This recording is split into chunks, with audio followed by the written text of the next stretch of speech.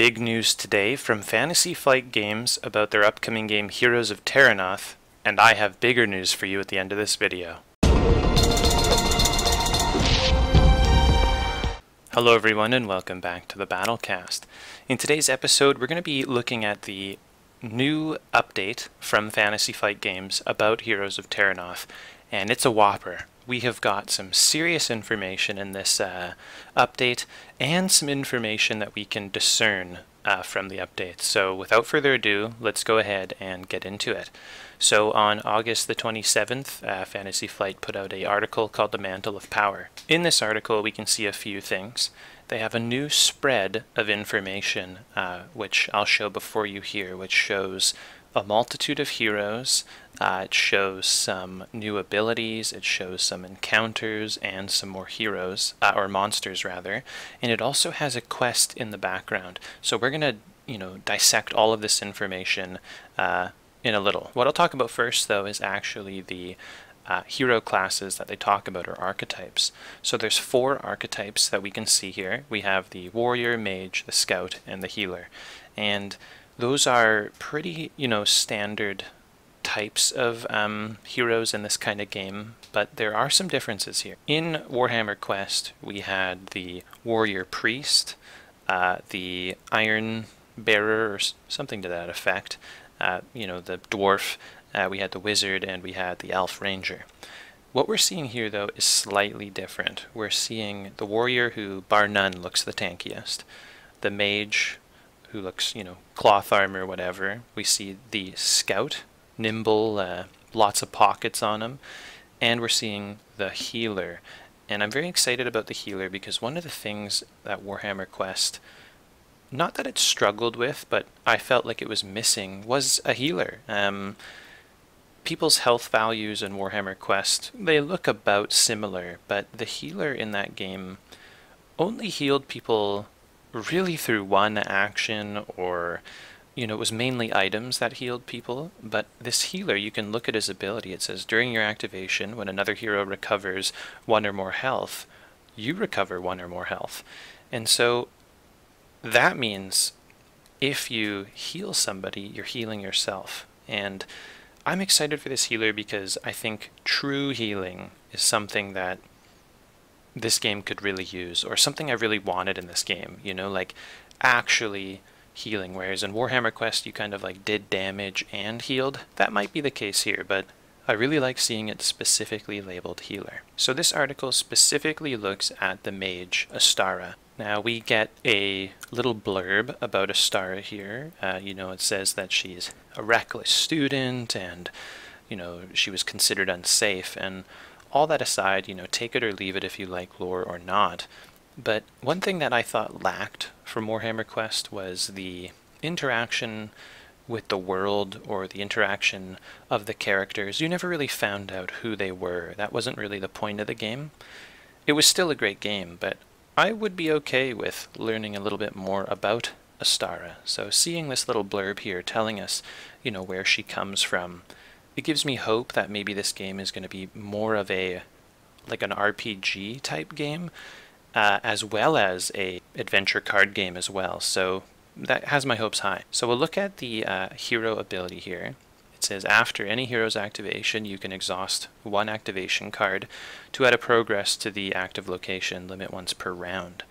Now round is per activation. For example, in a 4-person game, each person activates once, and that's the round. However, in a 2-person game, each person activates twice, and that's the round. So it actually, it's a pretty good ability, really. We can see her maximum health is 10, which is less than the healer's, and we can even see in the previous slides that a warrior has as much as 15 health, so definitely cloth armor. I'm going to flash up here on the card, or on the screen, the starting abilities of this hero. Similar to Warhammer Quest, we have aid, attack, explore, rest. Those are all the same.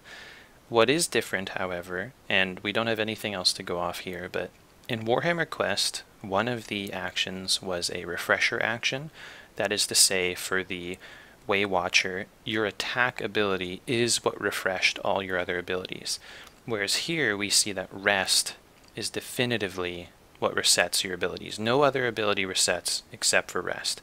So that might be different in this game. I mean, it could be that the other heroes, it's their attack. You know, we could see that, but the way this is worded and the way it's worded, rest, makes me feel like every hero's rest is going to be resets. But we'll see. What's cool about the mage, we can see with her rest ability, if all of your other activation cards are exhausted, apply what I'm assuming is either a success or a critical to the results as well. I don't think we've seen a picture of the dice in this game yet. I don't think so.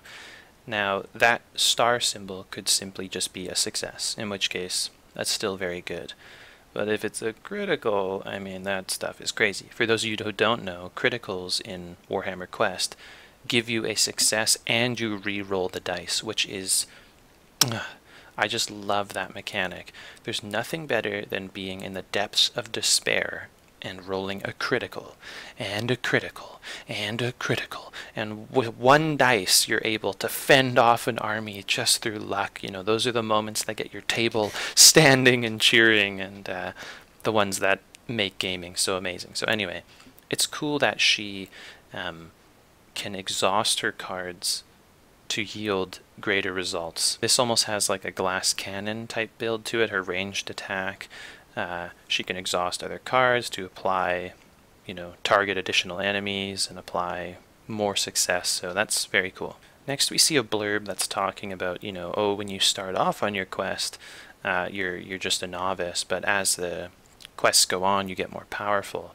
And so we go down to this next part here where we see upgraded versions of the spell. Now in Warhammer Quest, you had the basic skill and the advanced skill, and that was it. There were only two. But here we're actually seeing a Mage Geomancer and Mage Runecaster, which this describes as classes, so you can choose your class. Now, the fact that there's two different paths already is really cool. I wonder if there's more. I would lose it if there were more. That would be amazing. But at least we have these two here. What you're seeing between the two are very upgraded. So I'll put them side by side here. So the first Explore, you roll 2 dice. The second Explore, you roll 3 dice. What you see in the Geomancer is that you're exploring the dungeon, but then you can exhaust another card to choose 2 enemies on other heroes, and they retreat from the hero and they suffer damage. So I mean, that's taking your Explore and kind of ramping it up immensely.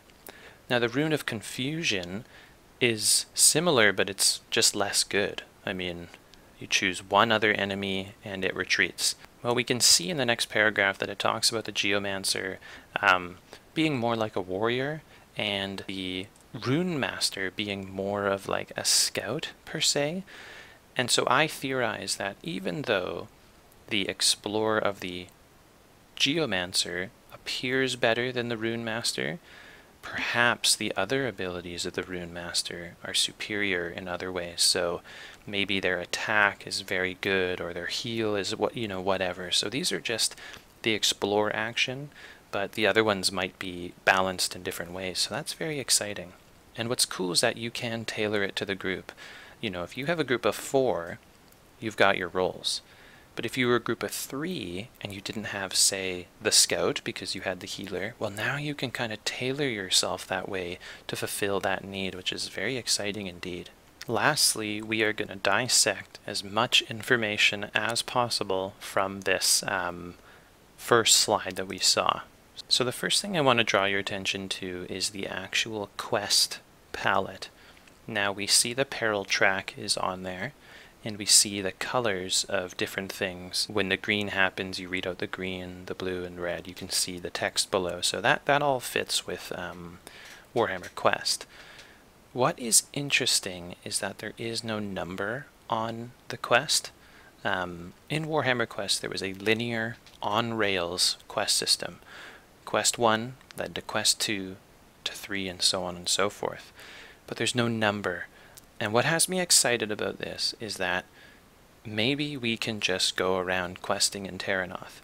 Maybe there's, gosh, 8, 20, you know, who knows how many quests, and you can do them in any order you choose.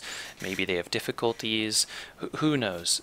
The point is, I was okay with the quest on rail system. I would also be very okay without the system. So that's what gives me hope here. What we also see on this slide are our first two, what I can only assume are boss cards. Up in the top left, they are that reddish color, and they look pretty beastly. One of them has 3 armor, 25 health, and one of them has 3 armor, 12 health. Now, they do say Nemesis on them, so I mean that's pretty much assured that those are bosses. And we can't read a whole lot else. So there we go. We've got our first sneak peek. The art looks very cool, very menacing. So what we're going to talk about here is the heroes that we're seeing. So firstly, let's take a look at our healers in the top. Now we have our first starting healer we can see, and next to them we can see an armored shield and sword wearing healer as well. We can see that the warrior has a whopping 15 health, so that's, you know, by far the most we've seen. And then what's most exciting to me is we see 2 scouts. So we see Carrie Wraithstalker, who is from my experience from the Rune Wars miniatures game. So we're getting characters we've seen who are established in the Rune Wars lore, and we're also seeing another hero whose name I can't quite make out, who's also a scout, as well as the starting scout. So those are 3 scouts we have, which means we can extrapolate that for sure there's 12 heroes in this game, which is a lot more than Warhammer Quest. It looks as if they have their own unique abilities because the mage has different abilities than the starting mage, so there's differences there. Next we can see some new skills to the right, and they look just very thematic, very cool. We can see that the scout has one called Body Shield, where, gosh, I only assume you can pull an enemy in front of you so they take damage. I mean, it would just be so cool. We see inspiration for the warrior, divine guidance for the healer. So that's all the information we can discern from this news post, and it's quite a bit. There is a lot of excitement for me about, you know, how they've improved the game over Warhammer Quest. It's not simply a port into the Terrinoth world. They've made some changes, and they're looking to be ones that are very exciting. So now I have a big announcement for everybody here. I was lucky enough to be set up with an interview with Adam and Brady Sadler, the designers of this game, and also the designers of Warhammer Quest. So we'll be doing that next week sometime, and getting the video out to you shortly thereafter, hopefully.